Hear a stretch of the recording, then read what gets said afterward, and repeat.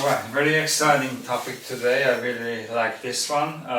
If you're wondering, I'm in my facilities, there's garage, because of Hurricane Milton, and we're just about to have a rain shortly. But anyway, the topic of the day, 5 items what to me are most important on the YZ250X or YZ250. It's the same, mainly.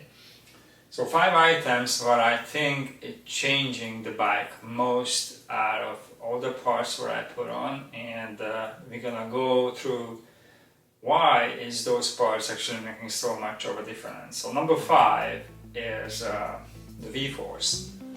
This is the V-Force 4, not just the V-Force, and everybody gonna say, oh, the V-Force is crap and because the Boyson is better. This is the V-Force 4, the latest one, and when I actually purchased that, that was so new, they just come out with it. So V-Force 4, number 4, it's a huge difference. What it makes on the bike on its own, you can feel the difference. Down on torque, it gives you more torque, makes the bike respond quicker, like it's gonna have a quicker throttle response.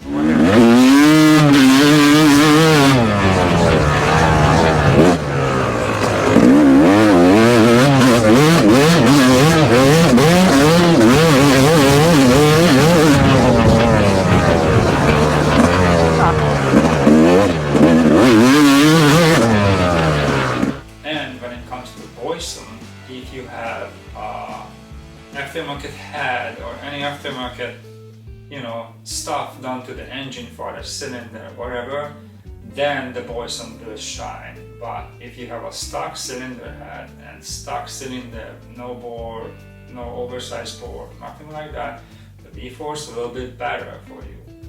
And it's just gonna work very well. Noticeable difference, you're gonna like it, trust me, for sure. Number 5 on the list. Number 4 is the GTR flywheel.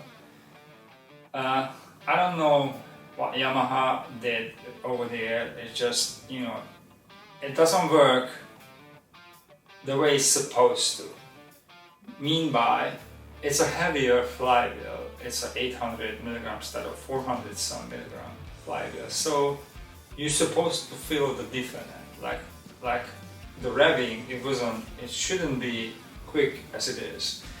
So I'm pretty sure there is more to it than Yamaha just say. It's not just an 800 milligram flywheel. It's gotta be more to it, because you don't, at least I don't really notice the rev difference, but I do notice the significantly more torque what the bike gives me with that flywheel. So much so, I can actually drag the bike in idle.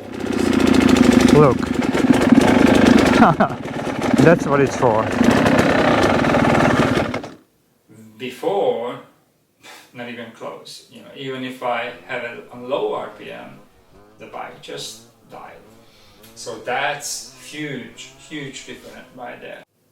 Coming down, number 3 is the triple clamp, what I have on Luxon. I probably not pronounced the name properly, but I'm gonna show you some videos so you will see what I'm talking about. Now we are start getting into the huge changes. This is not just a change, it's a significant change. First of all, you're saving weight with this. Second of all, you can have a better look. That's not really a point, but it actually looks way better. Third of all, you can have much more handlebar options, like handlebar mounting options. So you can actually put the handlebar close to you, in line with the shocks, which is, I think it's the best, and I talk about that on my previous video when I actually installed the clamp and I showed that to you guys. And also, if you are big, then you can put it away from you, like front of the shocks, like not in line with the shocks. The stock one doesn't give you just a fraction of that options. And the most important one is it gives you 22mm offset. What that means is the front wheel will be closer to the rear one. So it's not gonna stick out far as the stock one. It makes it like a chopper feeling, and which is really good if you drive the bike on high speed because it makes the bike stable. But as soon as you start cornering, then you feel noticeable different, because when you're cornering with the Luxon, the bike remain planted. It's not gonna push the front up and you're not gonna fall. It's actually following the turn nice and neat, because the front wheel, I measured that, the front axle is gonna go 1 inch closer to the foot peg. And that's what gives you a huge advantage compared to the stock one. What Yamaha does on the 450, they do the same thing what Luxon does, which is they have it set up the way I have my 250 set up with the Luxon. So if you getting a 450 or 250 4-stroke triple clamp, that's a cheap version and it gives you the same 22mm offset. But apparently you cannot just put it on. The upper triple clamp hole is smaller than the 250 stock clamp is. So what you need to do on the 450 triple clamp, you need to bore the clamp out a little bit to take the stock 250 forward. I don't know if that makes sense.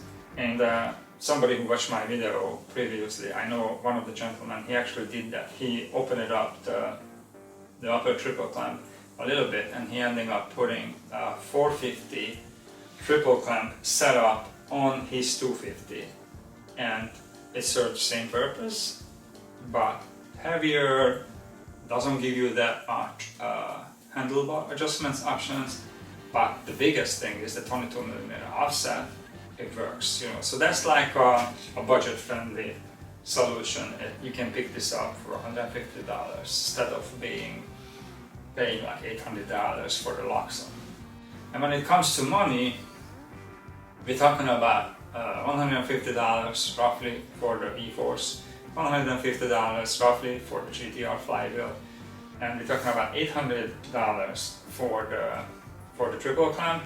So you start getting into spending some money, but just watch until the end and you will see, even if you add all of these modifications what I recommend, it's still not gonna cost as much if you buy a new KTM, and this bike will be just as good as the KTM, besides the kickstart and electric start. You know, that's something you have to decide if you want to take that or not. If you're not doing extreme, the kickstart works just fine. You can still ride on the weekend with it.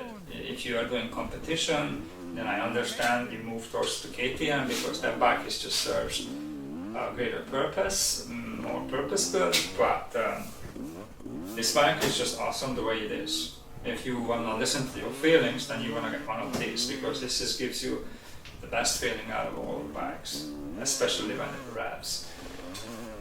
Okay, so the Luxon covered. The number 2 is the 720 SPC bar clamp. The reason for that, because this bike is an old school bike and it vibrates significantly more than the KTM and then 450, pretty much anything else on the market. I'm not talking about those 1980s Honda, because those are vibrate even more, but this vibrates quite a lot.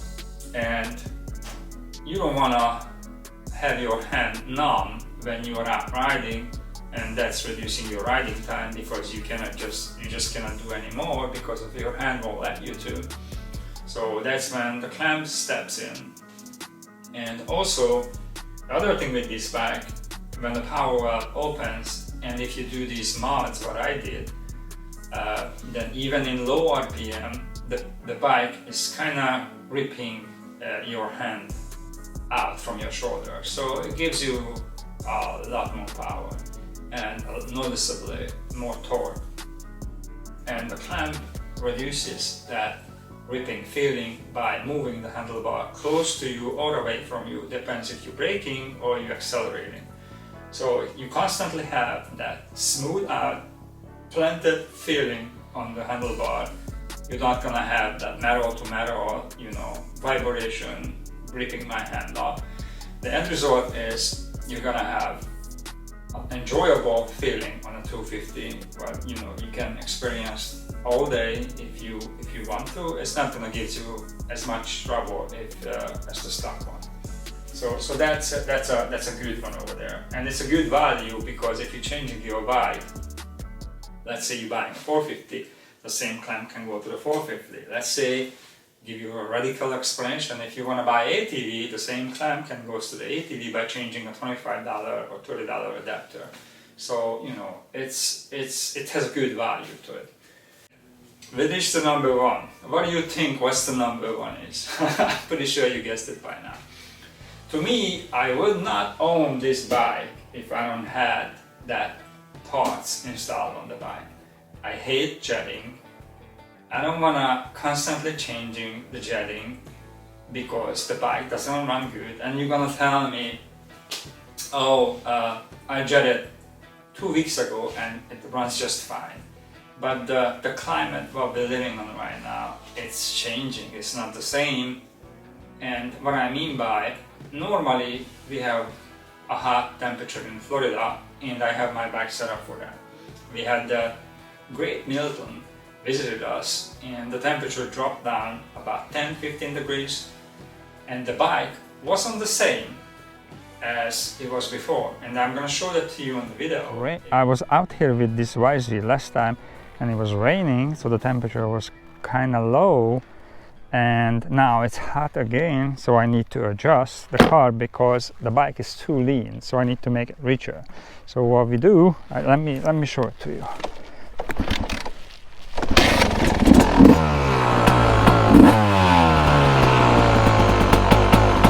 You see it stays on higher rev for a second. So what we're gonna do, we're gonna give a full throttle. We're gonna reach down to our SmartCarb, push the top button down, and turn it clockwise. Give it a few clicks to make it richer.